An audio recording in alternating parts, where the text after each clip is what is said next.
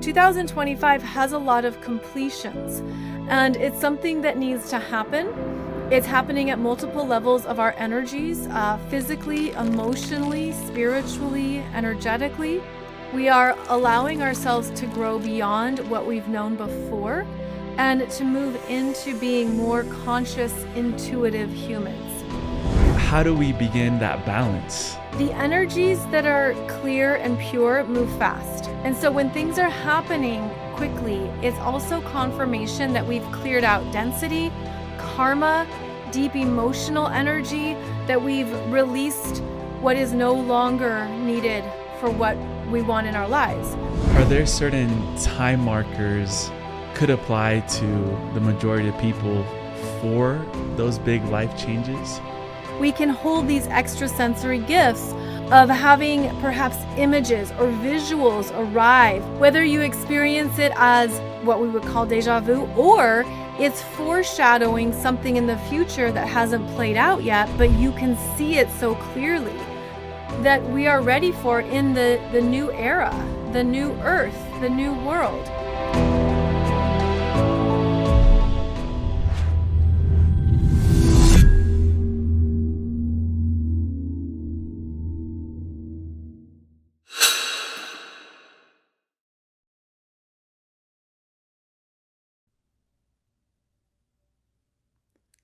Molly McCord, welcome on Just Tap In. What are you most excited about right now, globally and in your life? Oh, Emilio, thank you for having me on your wonderful platform.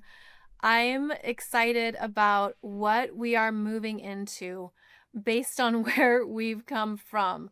We're in such a powerful time of evolution that we don't comprehend it in our day-to-day life and in our day-to-day world. But this cycle that we're moving through is opening us up to more of who we came here to be, more of our expanded consciousness on the planet. And also, it's really giving us time to be more powerful and intentional. So we're in a very cool time of co-creation, and I'm just excited that we have astrology and other ways of grasping the vastness of this time. And I've heard you describe that this year is sort of like we're on training wheels for something greater. What do you feel exactly are we getting initiated into in the coming years? It seems like a really big year and everyone is saying it. So What is the initiation that's really going on? We are allowing previous versions of ourselves to be complete. We are allowing ourselves to grow beyond what we've known before and to move into being more conscious, intuitive humans. And so there are big evolutionary gains here, but there's also some big endings that are unfolding that just need to be acknowledged, because 2025 has a lot of completions, and it's something that needs to happen. It's happening at multiple levels of our energies, physically, emotionally, spiritually, energetically. And that's because the next phase we're moving into is about a new level of personal empowerment that we haven't had in perhaps any of our lifetimes. I mean, it really is that significant when we look at the expansive energies involved and, of course, the astrological transits that are unfolding. So we're moving into this whole new chapter in our soul's history, and the merging timelines are coming through quite powerfully as well. So yeah, there's a lot going on, and there's a lot that we are meant to keep trusting in ourselves at a very core level. It's very easy for us to spot a person that is in their power or an empowered being. But what does that look like when a lot of people on the planet begin to start tapping into their personal empowerment? How does that change the global landscape, the structures in the world, the systems that we're seeing? Like, how does empowerment change the macro? Oh, that's a beautiful question, because it happens through multiple energies in our world. So it happens through different frequencies that we're embodying. Things start to break down. Things no longer working for you feeling out of harmony with something or someone, understanding that you're no longer happy or content in a certain job or role. All of that is affirmation of your growth. When you have your devices, mechanics, appliances breaking down, that's also showing that your frequency has changed and you're ready to be upgraded in those areas. When we understand more of what we want and when we're ready to claim it, then we open up new pathways and new ways of being on the planet. So when we are becoming more empowered, it ultimately affects all these areas of our lives that at first can show us what is no longer working, again, what's falling apart, because as your frequency shifts, you're meant to step away from what has been disempowering you or limiting you and preventing you from growing into more of what you want and desire. So part of what we're doing at this time is that more people are going to have clarity around the life they want to live based on what they no longer want. It's like you've done the 9 to 5, you've been in the hustle culture, you've done the deep work, and you've been through a lot that's maybe been challenging, limiting, fearful, scarcity. And this is a time for you to power up and say, I know I can create a new experience here. I knew I can change this at this time. And this is what we're going to be seeing more and more people do, making these life changes based on what they no longer want. So I feel like that is actually a powerful indicator, Emilio, of what people are ready to change and how they're ready to become more self-empowered, because they're understanding what they don't want anymore, what part of our world and our daily lives are no longer satisfying for the more evolved, empowered person. You talk about that there's a balance that is needed. And because the energies on the planet are moving so fast, we're not going to have a time even to understand what we don't need anymore. This is something that I took from a quote of yours. How do we begin that balance? If the energies are moving at a rapid rate, we are letting go of things from the past. How do we know what to bring with us and what to leave behind, especially in that fast-paced movement? The energies that are clear and pure move fast. And so when things are happening quickly, it's also confirmation that we've cleared out density, karma, deep emotional energy, that we've released what is no longer needed for what we want in our lives. And so what that also means is that you're stepping into being a clearer energy reader, more intuitive, more aware, that operates faster than the mind at times and faster than the physical world. So part of where we can feel confusion or out of alignment is that we've relied often on our whole lives for some kind of verbal or physical clarity. And these new energies coming through are asking you to be more intuitive, to trust your gut faster, to be more aware of where you're feeling a yes versus where you're feeling a no. We are leveling up our ability to connect energetically, and that's a different operating system than only using the mind or the physical.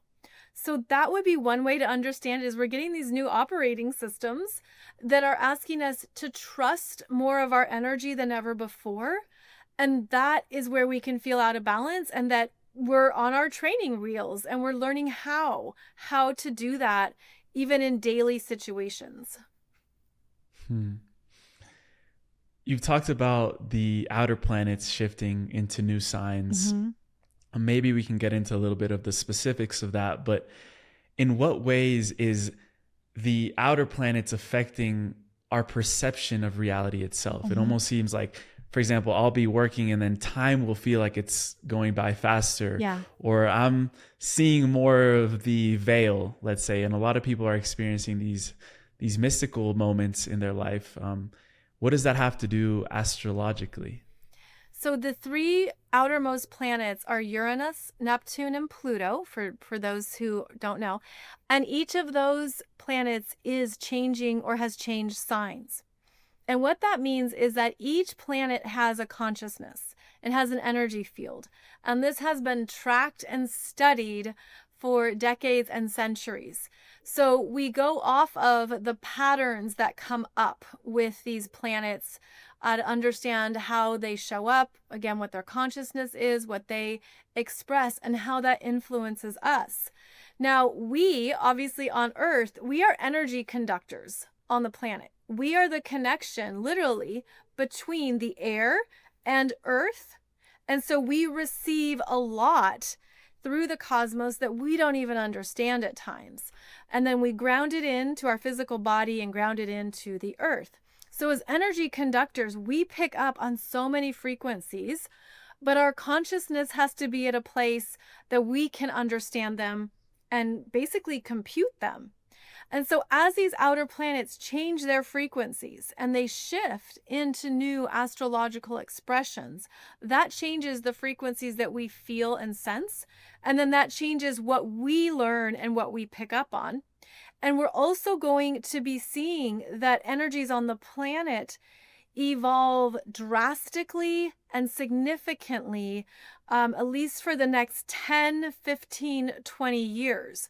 So we are just entering into these new frequencies, and it's something that, we're adapting to, but it's going to take time for us to get the hang of it and to figure out, what has changed for me and what is meant to keep changing for me. And I know that astrology is closely related with the 4 elements. And I'm really curious about what are these elements that are becoming more dominant right now on the planet in terms of frequency, and how the other maybe lesser dominant elements are also supporting that. When we look at our individual natal chart, for example, I might be a little bit more dominant in water or earth. Some people might be more dominant in air or fire. So what about that on a global scale is affecting us individually as well? So the outer planets are going to be in the air and fire signs. Uranus moves into Gemini, Neptune into Aries, and Pluto is in Aquarius. Together, the fire and air signs are known for holding more masculine traits, and they are fast-moving energies. They're designed to help us think and move quicker and to do so in a more cohesive manner. So air relates to the mind, communications, relationships, what we think and how that's evolving, what we say and how our language is going to be shifting and changing. The air quality works harmoniously with fire, and fire is about action, inspiration, courage, what we put into motion, what we move towards. So when you have this fire and air combination, ideas can have more action. The energy of fire can go further. This is understanding that they're actually a very good pairing of energies, but they also can be very strong, dominant, and heavily influential. So we have here an increase in these masculine traits that are going to feel that they're moving very fast because they are, which will light up people who have strong fire and or strong air. They're going to feel like, wow, I have so much going on. Things are happening for me. Life is moving quickly. This is my speed. This is my jam. And it could feel like they are syncing up, maybe for the first time in their life, with some dreams, goals, and ideas that they want to create. On the other side, we have the energies in the feminine side of water and earth. And water and earth are more receptive. They are able to take in energies and want the time and space to think, contemplate, and feel. This is also related to our feminine energies of how we create internally, of how we trust ourselves and how we give ourselves what we need to be nourished and whole. The feminine energies are not going to be as active on a daily basis, but they're going to need to be nurtured and prioritized, because we are going to always need to have that grounded time to come back and listen to ourselves, to hear our intuition, to tune into our bodies, how we're feeling, how we're sensing the energies. I feel that we actually need more emphasis on these feminine energies when there is a lack of them in the cosmos. I feel like we have to be in that balance, and we also have to honor what they offer more intentionally. So that's going to be part of this balancing, Emilio, where it can be easier to work with the fire and air energies, but it's really going to be more of the water and earth that we also have to intentionally connect with and not forget about it or not diminish it, because I think we're going to need it even more. Hmm. And you brought up the presence of more of that masculine energy. And I went deep into the archives of your YouTube channel, and I found a channeled message that you did for the whole decade, starting from 2020 up until 2030. And one of the things that came through was that a lot of this decade is connected to Atlantis consciousness, which is masculine energy in essence. So I'm curious to know how those storylines and characters from Atlantis and their consciousness are playing back out now, what we're really here to move through and heal, maybe reclaim in a new way, regarding an ancient civilization like Atlantis. Yes. So I know that many people have a connection to Atlantis, and that there's a lot of great information out there about the energies, civilizations, the themes of it. I do want to share that one way that Atlantis was presented to me was that it had different eras, similar to how we categorize dinosaurs in different eras, like the Jurassic period, the Triassic period, all that. That's how Atlantis was presented to me, is it has these different periods of development and evolution. And so what's coming forth here is that we are going to be accessing some of those Atlantean themes. And we have opportunities now to look at what was out of balance, what we didn't do correctly, what we perhaps overly sacrificed, or where we were enthusiastic about certain advancements through technology and science that led to destruction and that led to an out of balance energy field that didn't pull in our intuition or pull in what I just mentioned too about those feminine qualities. This is an opportunity to understand that we don't want or need to recreate that exact same Atlantean timeline or experiences. We're doing so with an intention, or ideally with the intention of working with the best of advancements, technologies, things that are convenient, what we need that enhances our human experience, but doesn't overtake or overshadow what it means to be a human on the planet. And so we have to then pull in more of our heart, compassion, connection. We need to still honor the emotionality of the human experience, what it means to be in the real world contact, what it means to really be in each other's presence, and to honor the power of aura and our in-person connections, because it's all too easy to go into the technology and to disconnect in a way that shuts down who we are. As humans, we have 5 senses at a minimum. We have more now, but our 5 senses are meant for in-person interactions. We are meant to read energy, to tap into tone and body language and, who someone really is. We can't let go of that. We can't move away from that permanently. And we need to still honor how fallible we are, and that we're here to grow and heal and become better versions of ourselves, but we're not here to be automated. We're not here to become computers or machines, or to replicate or expect ourselves to be operating in that technology. And so there are things that we have to stay mindful of around how we allow those influences into our world, into our daily lives.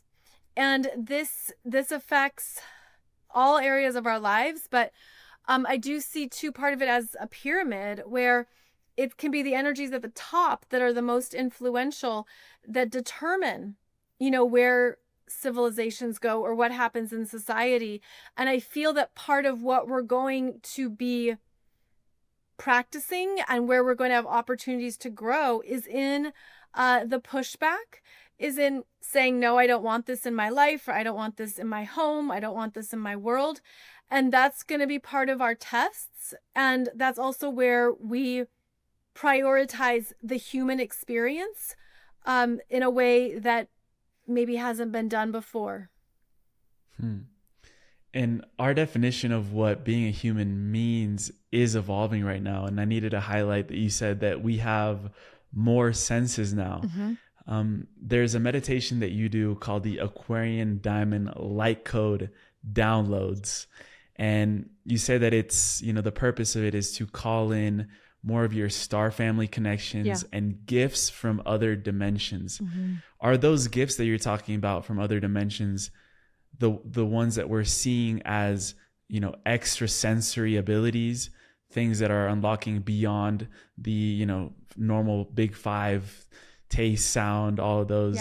What are those new senses that we're receiving from other dimensions? Oh, these are exciting things. These are exciting areas of development because people are going to start to feel that they're able to read energy, tap into information, and communicate at these more advanced levels that we practiced and had access to either in other dimensions, other timelines, other planets, all the above.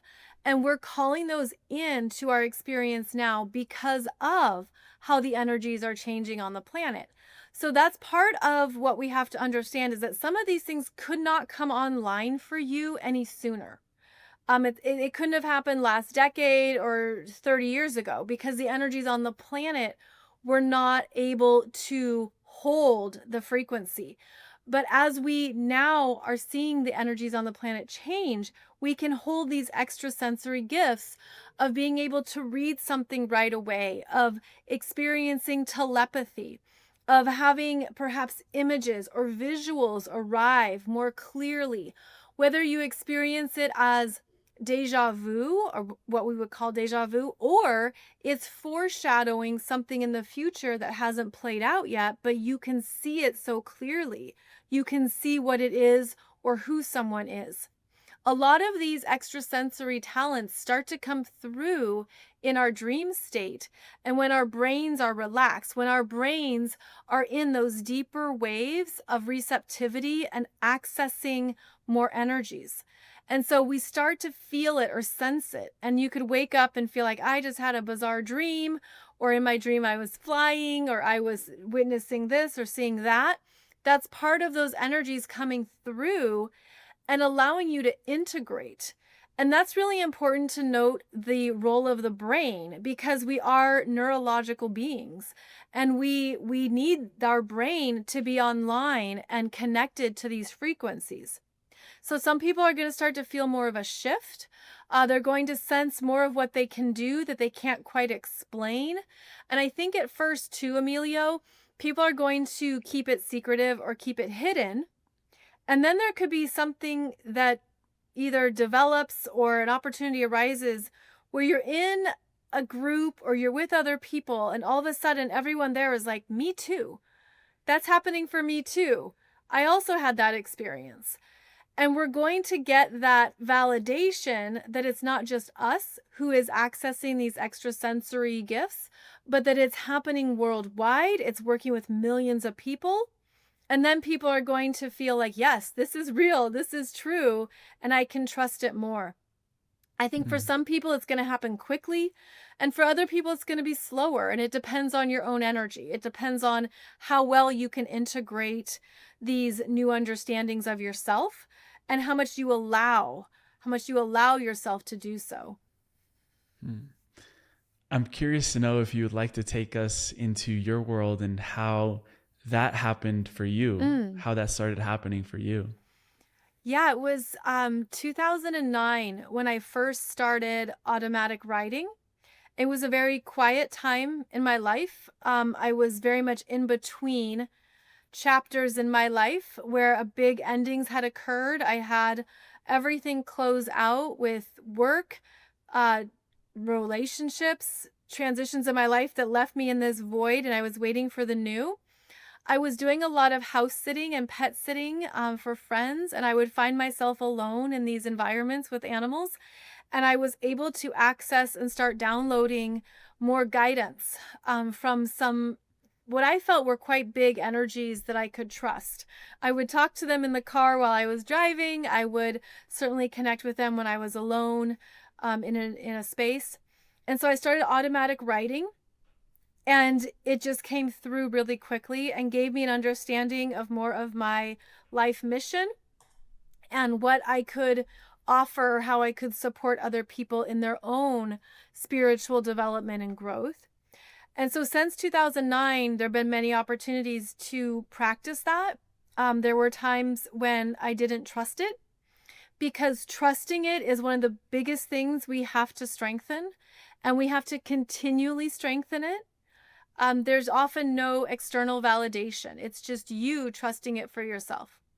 So I would work on things. I would get these downloads, messages, and I would just wait and see. Does this play out how my intuition says? Does this channeled information show up in the real world? And so time and time again, I got validation that there's accuracy here. There's things here that are true. So it just became that trusting it over time, and then being able to share it and use the language of astrology and the energetics of astrology to also help translate this form of consciousness. I think everyone's intuitive. Everyone is psychic. We shut it down. We learn we can't be that way in certain environments or in our family. It's not safe. It's not approved. It's not okay. So we get these messages about what is not acceptable, and we shut down parts of our power and our skills. So we're bringing all that back. We're allowing that to now be reintegrated into our lives and into ourselves. And I think this is part two, Emilio, of not only the rebalancing ourselves, but the empowerment of, I came here to be more intuitive, psychic, energetically aware than I was allowed to be previously. And I think that's going to be a big part of where we go. Yeah, thank you for sharing that. Yeah. And to weave in what we talked about, the Atlantean masculine themes, how do the feminine Lemurian themes play into what we're seeing now on the planet? Hello, beautiful family. Quick one today. I just wanted to take a moment to thank each and every one of you that have subscribed to this channel. Your subscription means more than you know. Even though it's free, what you're doing is you're empowering a whole channel to be able to do this every single day and continue showing up in the way that we can with all of our resources on hand. Thank you for contributing to the growth of this channel, for sharing it with the people that you love, for creating a conscious movement of individuals that are seeking the sovereignty and the divinity of their soul. This is why we're here. And if you haven't already and you're enjoying this content, I invite you now to look below on that little button that says subscribe and welcome you properly to this community. Thank you for being here. Thank you for being who you are and being pure love and radiating that with everyone that you see. Back to the episode. Well, both energies are so important and so needed. And the Lemurian energies are certainly more about what divine feminine values can represent and the experience of that on the planet. I feel that one of the main missions of Lemurian energies and the star seeds who were a part of Lemuria was to really anchor in those codes and those experiences on the planet, so that here in future experiences or other timelines, we can recall, I know what it's like to be in my divine feminine. I know what that feels like on this planet. I have a recall. I have a past life or a current life in another timeline that's very alive with those energies. So one of the intentions was for us to know that this is real and this is energy we can trust in ourselves. The Lemurian energies were about showing us how to work together in harmony, how to be at one with Earth and the resources, how to be curious about our own solutions. I'm seeing a lot of agriculture, right? Like we learned what it meant to be one with the planet and one with the earth, how to work with the seasons, how to allow an organic process to unfold, how to work with the moon cycle, the lunar cycle, even more powerfully, because of how that would be a big part of the month. Of how the feminine energy would resonate with the lunar cycle, how the energy of the animals and the different agricultural cycles lined up too. Like I'm seeing how it was such an organic experience that we've become disconnected from the energies of what that means, from our own natural circadian rhythm. And I feel like a lot of the Lemurian energies were about the harmony in settling disputes and disagreements energetically, as well as through more advanced, it feels like more advanced communications and more advanced energy practices. I'm getting that, almost like energy that had a lot of discord and anger to it could have been resolved through sound healing, could have been resolved through things that softened the vibration and released the tension. There wasn't as much of the amplification of energies. It's sort of like I'm seeing Lemurian beings as holding different DNA. And so there wasn't that strong focus on the fight or flight instinct. It was more of a desire to how do we find solution and harmony here versus how do we escalate and go to war or compete. So I feel that when we talk about Lemuria and Atlantis, there were different DNA codes that humans held at that time. And that's also a demonstration of how this planet has held a lot of different experiments and a lot of different experiences of humans. We've brought up a lot the term timelines, and I'm really curious to see how, through an astrological perspective and also from your intuition, what is the current timeline trajectory that humanity is on right now? Because you said that we're merging maybe some timelines from the past, reclaiming them. What is that current timeline that we're headed to from what you can see right now through astrology and your intuition? So the way that I'm seeing the timeline shifts on the planet, it's been unfolding for a number of decades. And there was what was called the grand convergence, the harmonic convergence of energies in 1989, which brought in a new energetic imprint onto the planet that also asked us to be more aware of ourselves, of what we share, of what we create, and was also the time of opening us up to more of our spiritual gifts. So it was a very important time in the planet's ascension journey. Then we had some big astrological events, 2012 to 2015, as Uranus in Aries squared Pluto in Capricorn 7 times, 2012, 2015, and this also shook up the structures on the planet and was meant for individuals to become more self-aware of themselves, of what they wanted in this life, of who they came here to be. I think a lot of starseeds and light workers had life changes that put them onto a truer path of what they wanted to experience now. We also, of course, had the energy around the Mayan calendar and how influential that was for us collectively at a psyche level, that there was something about the Mayan calendar ending that brought up a lot in people around the preciousness of time. What does that mean? What could that look like?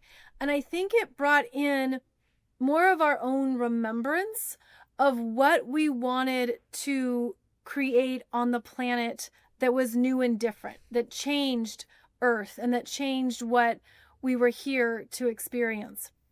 Now, as we move through this decade, we are stepping into these faster moving energies. And I think it's really going to pick up when Uranus in Gemini now trines Pluto in Aquarius.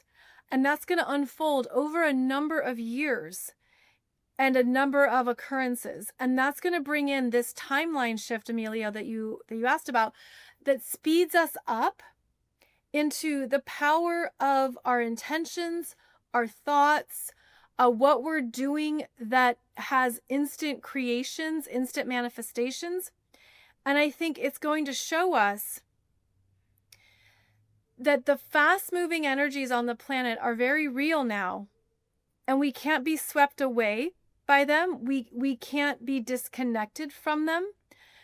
We need to be aware of what you are saying and thinking and how fast that can show up. I feel too that it's going to bring up more of these Atlantis creations. There's going to be more that's been going on behind the scenes that comes front and center around these inventions, technologies, what the experiments have been in hidden laboratories, also what's going on off planet, because there's a lot going on off planet that's being built around the moon, being built in other places that it's not fully revealed. That's going to come to light. We are expanding into more of these scientific advancements, and all of this influences the timeline on the planet around what we value and what we prioritize. So the energies have been basically speeding up since 1987, the late 80s, and now we're reaching that time of, it's like solid green lights, and there's a lot moving quickly, and there's a lot that people could feel it's like happening faster than ever. Mm. You talked about the astrological and energetic events in the last few years, talking about 2012. I remember 2012, like it's the end of the world, yeah. Like something's going to happen. And I remember I was super afraid. I was also, 14 years old.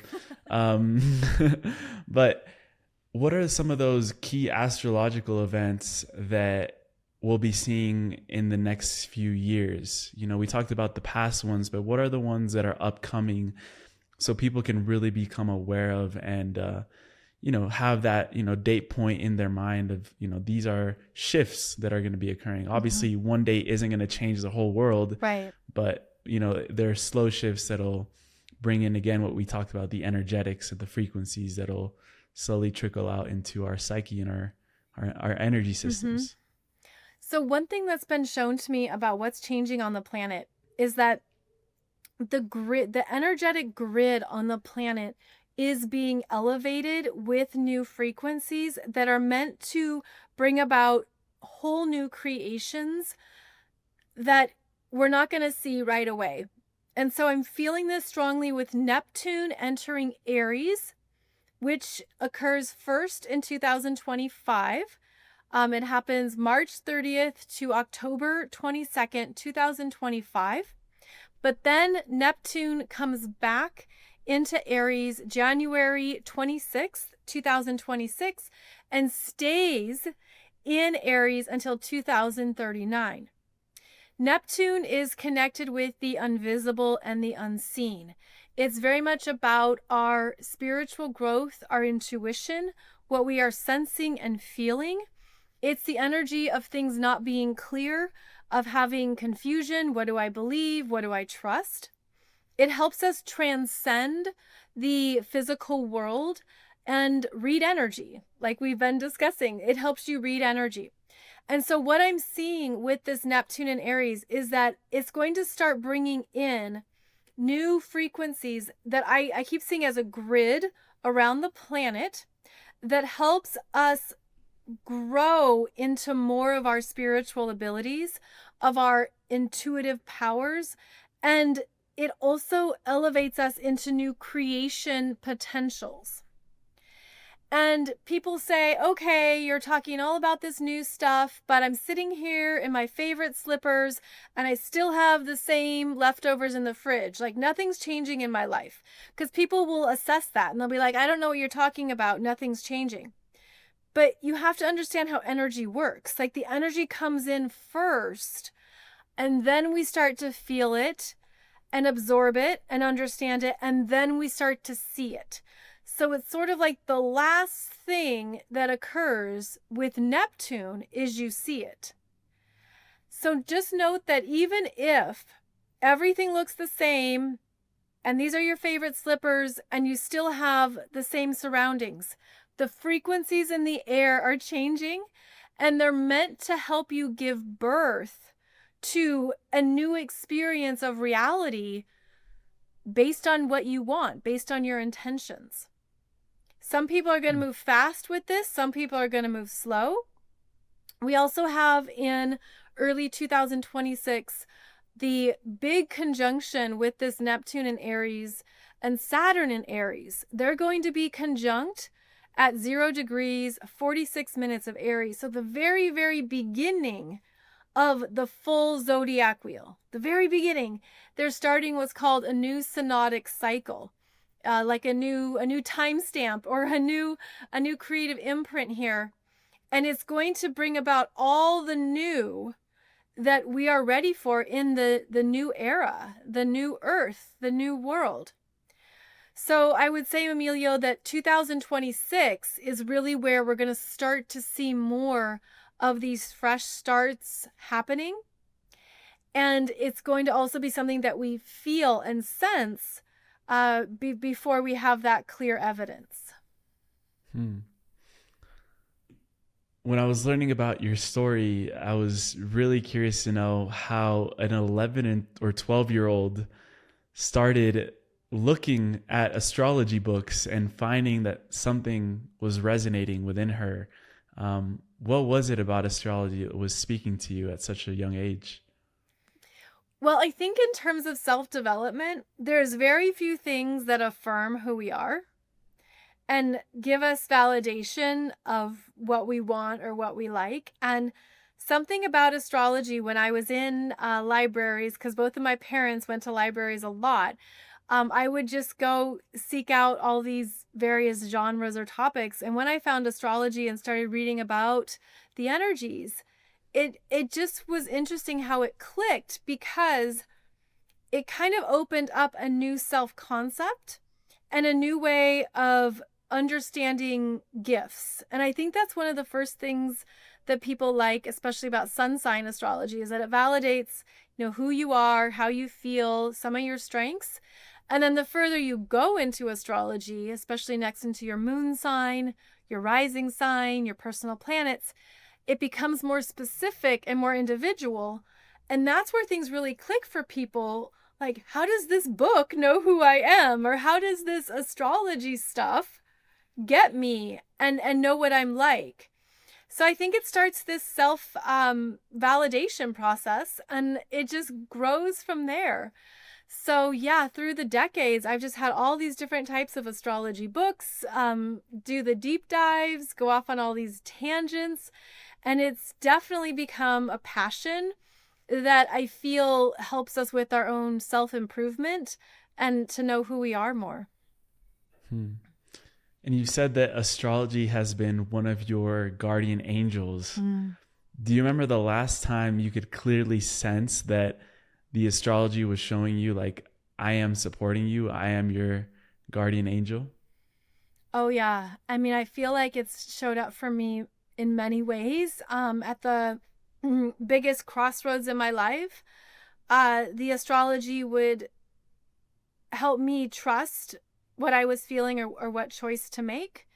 Helped me know that also our biggest life transitions and our biggest life changes are right on time at a cosmic level.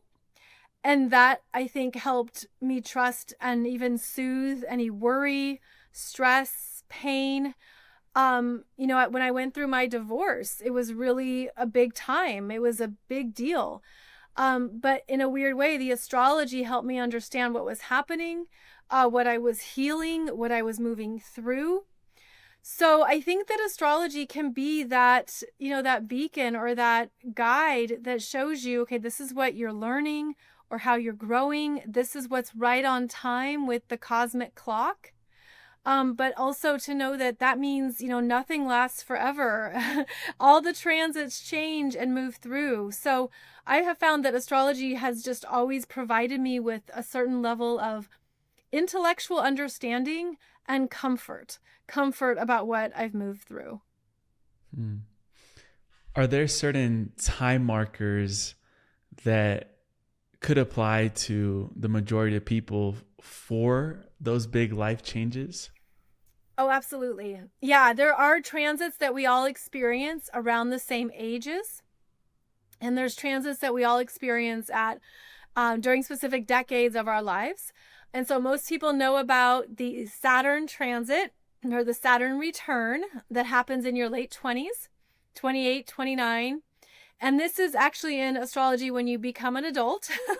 Is that Saturn? I'm almost there. I'm Yeah. almost there. Yeah, that's it. That's a big deal. That's asking you to make some kind of concrete commitment in your real life. And this is where people can also be rewarded. They can have upgrades and recognition. They can start to achieve. So the Saturn return, that first Saturn return, can be a great understanding of what you want to do with your time, with your priorities now. Another big one for most people is the Uranus opposition. This happens in your early to mid 40s. And it can be one where people feel it as a midlife crisis. It's where that Uranus energy opposes your natal Uranus, and you're meant to see, who am I now? What parts of myself have I left behind? What parts of myself are not incorporated into my life? And some people can have this desperate need for freedom, liberation, and life changes. They could have a sense of, I don't want that career anymore, or I don't want to be in that relationship anymore. That Uranus opposition also coincides with another transit from Saturn. So responsibility is needed here. You can't, blow everything up or destroy it all, because there's consequences to that. But those early to mid 40 years are where people start to understand, like, this is what I don't want anymore. So how do I get aligned with more of what I do need and who I am authentically? So that's another big time for people, is in their early mid 40s. Yeah, and I've also heard a lot about the Pluto return, which I'm sure not everyone experiences in their life, but No I one heard does. that No, it's not the Pluto return, because then you'd be like 250 years old. yeah. Well, I heard that the United States was going through Yes. a Pluto return last year, in the last few years. It was around, let's see, it happened over the course of multiple years. And so it was really strong when Pluto was at 27 degrees of Capricorn. And so that was around 2021, 2022, 2023. And so that was a reset for the USA based on when that initial Constitution was signed. July 4th, 1776. So here it is, 250 years later. Who are we as a country now? But Pluto destroys in order to recreate. So the energies are still playing out. I mean, you can see what is shifting and changing in the USA now, and how those Pluto return energies are transformative, but at a deep core level. And it works with government, corporations, business, leaders, decision makers, those in authority, and how what they do impacts the public, impacts the millions. So the Pluto return energy was at its prime a few years ago, but I would say it's still playing out. It's still very active in the US now. And it's still a big part of even what is rippling around the globe. Yeah, of course, the U.S. is a pillar for the entire world, and I'm really curious to know, like, going even deeper into that case study of the U.S.'s Pluto return, what specific things did we see during these shifts in energy that it went through? Well, you could go back to 2020. And of course, we know that the pandemic happened when astrologically Saturn was conjunct Pluto in Capricorn. And this was a time that maybe we didn't realize it in the moment. And of course, the world was changing in a very big way, but we were all being called into our individual energies to look at and assess, is this what I want to do with my life? Capricorn is about your authority, where you are applying energy and effort to create a life that matters to you. And so here we all were separated into our individual auras, looking at the life we were living, the life we had created, and the universe is saying, is this still what you want? And so many people had big life changes. I mean, there was the changes that were required, but then there were the changes that we had to get clear about and sit with, and maybe have some hard realizations around, no, I'm not happy with this, or no, I don't want to live here, or no, I don't like this job. There was a lot going on that we had to internalize and be our own decision makers around. So that was a period of time when everyone was in this reset of their lives. And then the Pluto return was about the structures in the world that were no longer a fit for humanity, that were not supporting humanity's growth or evolution, because Pluto wants us to dig in to the shadow, the fears, the parts of ourselves we don't always want to look at. Pluto requires us to be brutally honest, put it all on the table, no secrets. And so it was a time too where at a spiritual level, we had to look at, well, what am I hiding from? What am I fearful of? Am I owning my power? And what am I going to do about it? So when I look at those years, it was pivotal in how we could make new choices going forward. And then, of course, we could look at how business changed during those years, you know, how brick and mortar shifted and more things went online, how places that maybe we wanted to go and hang out were no longer available. They were shut down, or their business model was no longer effective. So I think that when we look at the Pluto return in Capricorn, we're looking at, you know, what's no longer working for us individually, but we had some very real world changes that have affected our daily lives certainly since then. And Molly, this is a question that I was really eager to ask you is, has there ever been a moment where something that you learned about in astrology, the way it works, the language of it, has there ever been a moment where that brought you to tears? Oh, what a beautiful question. Yes, because I feel that astrology holds a soul level consciousness that for me resonates at a cellular level. I also feel that many people have a connection to astrology that they either remember being astrologers in other lifetimes, in other places on the planet, other countries. I feel like we are innate energy masters, and that astrology connects us to that wisdom. And it does have a deep resonance, a deep feeling, and a deep emotionality. I don't know that there was one thing that brought up tears. Usually tears come through Chiron, a Chiron transit. So it was probably a Chiron transit. But there's an understanding of how we are connected to so many energies, and sometimes that can be quite overwhelming. Yeah, for me it was, and I was telling you this off recording, is when I was going through my spiritual awakening, and then one of my long-term childhood friends called me, and we hadn't talked for like 4 years, and he told me, I'm going through something like this as well.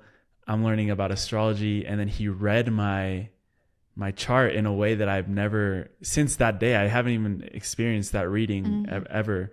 And it was just like so accurate and so comforting, and just like it helps me remember who I am. Yeah. You know, just putting it very simply. And it also helped me guide myself in what I'm doing in this world. When I realized what my natal chart was, that brought up then the idea to do this podcast. So astrology has been a big factor for me. Wow. And I'm wondering, like, for people, how do you deal with, utilizing astrology to make like personal big life decisions? And, there's some people that are like, oh, this transit's going on, I'm not going to go out of my house, like that type of stuff. How do you manage, when it comes to your life and how you apply it? I would say that I always look at the transits because the transiting planets represent timing. And when there is better timing to work with, when the time is right, and that you can even feel your energy sync up with that timing. So, for example, transiting Saturn can show you what the timing is for changes in your real life, changes in career, changes in something that you want to obtain or work towards. And so I actually, when I did my YouTube channel, it was timed with Saturn going across my ascendant into my first house, which was about, this is a new starting point in sharing who I am in the world and putting my gifts out there. So I timed it with Saturn. Consciously or unconsciously? Consciously. Oh, nice. Yeah, because I didn't want to do YouTube. I wasn't drawn to it for a very long time. I think I was also nervous, and I never thought I would be like doing stuff like this. Like never thought I would be doing this publicly. So I had to move towards that. I had to get to the point where I was ready. But when Saturn moved across my ascendant, it was a time that I felt I could trust it. I could trust that this is the correct timing for this. And then there's looking at the transits of Jupiter, which expands and helps you grow and enjoy the benefits and more of the positive energy of something. So I also like to track what Jupiter is doing for where we are more naturally supported, where things show up with more grace and ease, and where we often don't have to work to get those rewards. So I actually like looking at both the energies of transiting Jupiter and transiting Saturn to help me make decisions and see where the best timing is. What is the timing right now for people in 2025? It's a beautiful time to get clear on your new dreams, on what your next manifestations could be, and on how you are actively working with your spiritual gifts, your intuition, some of these other things we've touched on.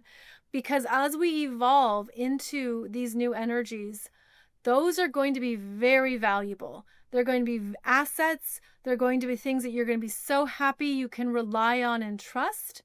And you're going to start to feel them more effortlessly. So it's a beautiful time to trust what those new manifestations could be in any area of your life that you want a makeover, that you want to improve, or you want to experience a new reality, and to work with your intuition at a core level of your being, so that you're really in this higher alignment with all your gifts. And Molly, one of the last things I wanted to touch on with you is you've had a deep dive talking about the 12 universal laws, spiritual laws, and how that relates to astrology. What universal laws are being highlighted the most right now, and how that really relates to the astrological perspective that you've been bringing in so clearly?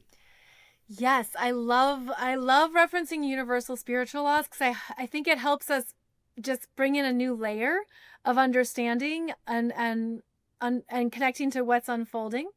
And so one of the big universal laws that's happening right now is the law of divine oneness and unity consciousness. And that for all the ways we can look at division and separateness, for all the things that are playing out, especially in the political realms, that can drive us apart, This is actually meant to be a master class in unity consciousness and how we can rise above those parts of our self-identities and our values to go higher and see the oneness and see the connections of what we all share, that we can separate away from. So I feel that that is a very big part of 2025 and 2026, is calling on the law of divine oneness, to help us all ascend and go higher.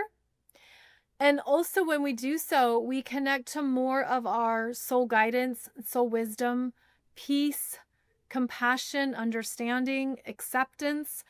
You know, these are all things that we say. These are all the words we throw out there, but are we living them? Are we truly accepting that everyone on the planet is going to have differences than you? Everyone's going to be their own individual being with their own thoughts, opinions, ideas, goals. And it's about how we can accept each other without it escalating, without going to war.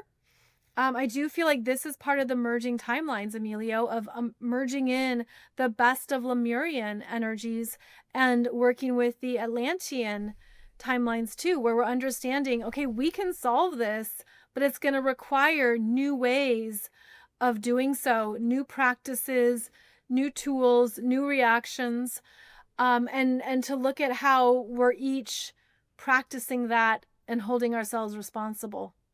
So I think the law of divine oneness is a really big one right now, and that it's up to us to actively practice it. Yeah.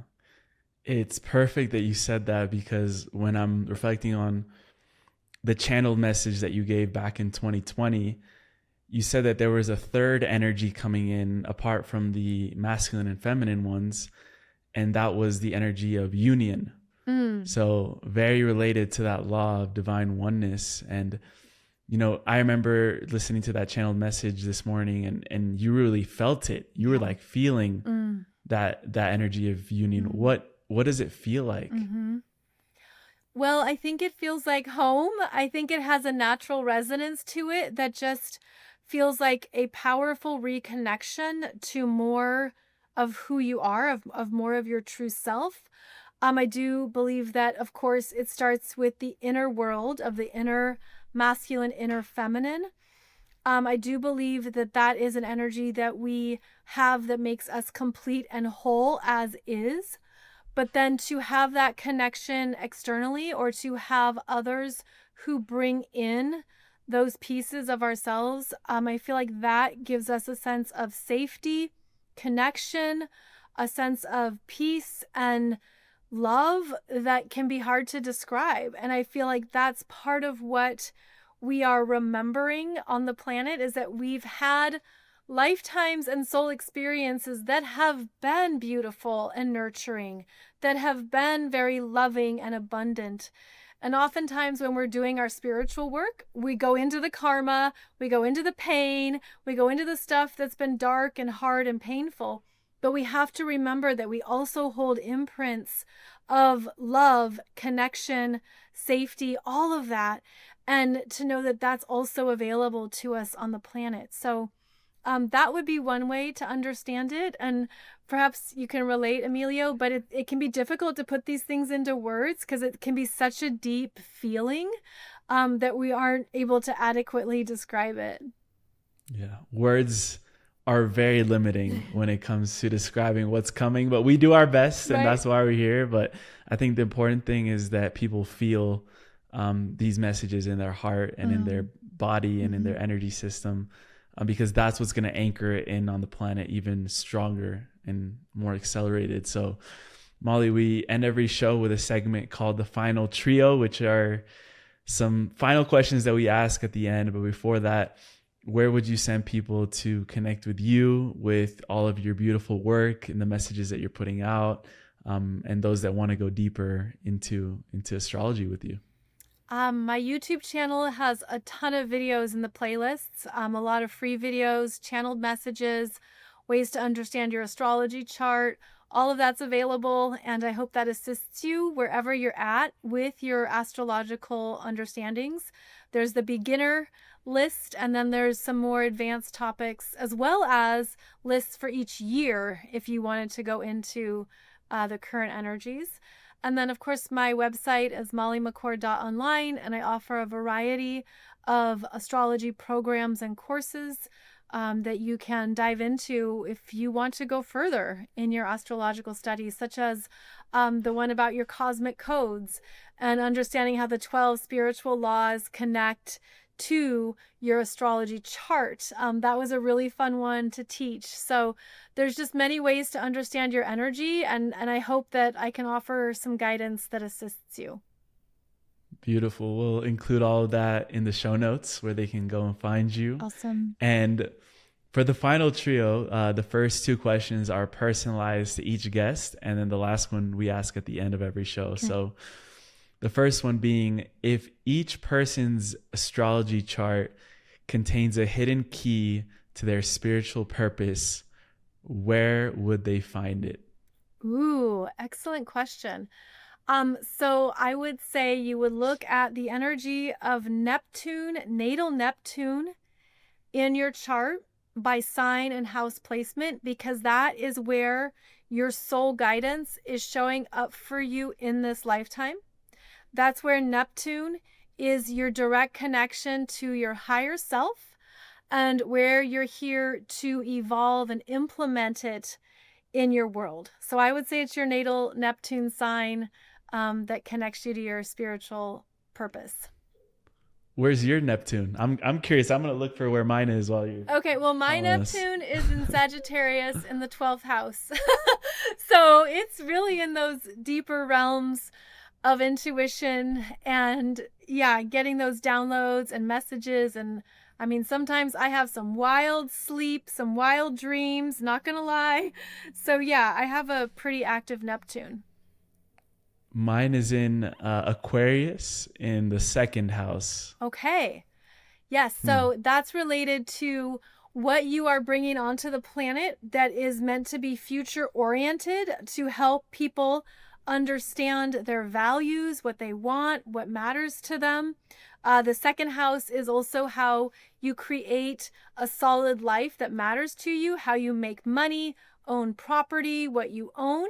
And so your higher self is helping you with that energy. It's an acclimation or accumulation. Sorry, it's accumulation in the second house. So it comes through your spiritual gifts. Also, because that Aquarius energy is so future oriented, you're going to know and have a grasp on what to do next that's ahead of its time. I would say that's pretty accurate. I don't know what others think. Yeah. That feels resonant with me. Okay. I love that. Thank you. Yeah. Beautiful. If you could receive a message right now from the highest, most ascended version of yourself, what would she tell you? Oh, wow. I think it would be that it's trusting the pace and the timing of life, because I can be impatient. And so I think there's a sense of it's all happening, it's all unfolding. You know, you understand things in hindsight and when they show up and why they show up. So I feel like it's a message of trusting the timing of how you're living your life and that it's always right on time. That's exactly what my higher self would be telling me right now. Yeah. So that was a message for both of us, and I'm sure for other people as well. Yes. Oh, good. Yes. The last question that we ask at the end of every show, we call it the time capsule question. And it requires us to travel out a little bit into the future, around 10, 15, 20 years. I chose out those time frames because I believe that's going to be a time in history when the young generations of today are going to be stepping more into leadership positions around the world. And just like any great leader, they've had great mentors, great resources, great access to wisdom and knowledge. So you acting as that, mentor for these younger generations, you were given the opportunity to leave behind a time capsule for them. And they would open this time capsule in around 20 years when we're really seeing the acceleration of this awakening and ascension. And those leaders will need the most guidance that they can take. So what would you leave behind for them so that when they open this, they're equipped with all the resources necessary, knowledge necessary? This doesn't have to be something specifically physical. It could be an energetic, a non-physical item or whatever, a totem, whatever you want to. We've heard everything. Yeah. But what would you leave behind for the next generation of leaders? I feel that I would leave behind something related to the earth, because one of the first things I thought of, Emilio, was a gardening tool, and sort of like where food comes from and what the earth has brought us through its bounty and abundance. Anything related to the earth and what we grow with flowers and food and the harvest of the earth. Also crystals and the energies that are naturally created. So I feel all that because based on our conversation and how things are accelerating, I feel like we might forget some of the best parts of the planet, whether those are the natural resources or the organic ways of appreciating Earth. So yeah, I go into that of like things that remind us that we have more than enough. We're naturally surrounded by abundance. And sometimes you have to look to really see it. But yeah, something related to the treasures of the earth. I mean, I could leave so much. Like I could probably leave like various books, various artifacts, various things that I love myself that, might be really fascinating in 20 years. But I feel like it's a focus on the best of our planet that I would want to be the main message. I love that. And on the top of the time capsule, there will be your name on it. And below you can leave a question for these leaders, like a reflective, contemplative question, something that they can take with them throughout their life and throughout their days. Wow. I would probably ask them, what are you personally connected to right now? I would want to bring them into the heart and bring them into more of what they're feeling and sensing, and to have that be something that is strengthened and acknowledged. Great question. Molly McCord, thank you again for just the joy that you bring into this work and for making it so accessible, relatable to people, and the beauty through which you share it. It's an honor to share the platform with you and share you with our audience that I know they'll be in love with what you're doing, and can't wait to keep doing this and continue our conversations. Thank you so much. Thank you, Emilio. It's a joy to connect with your audience and everything you are building. So thank you for inviting me to be a guest here on your influential podcast. It's been an honor to connect with you, and I love the brilliance that you share. So thank you for inviting me. Appreciate that. Till next time. Thank you.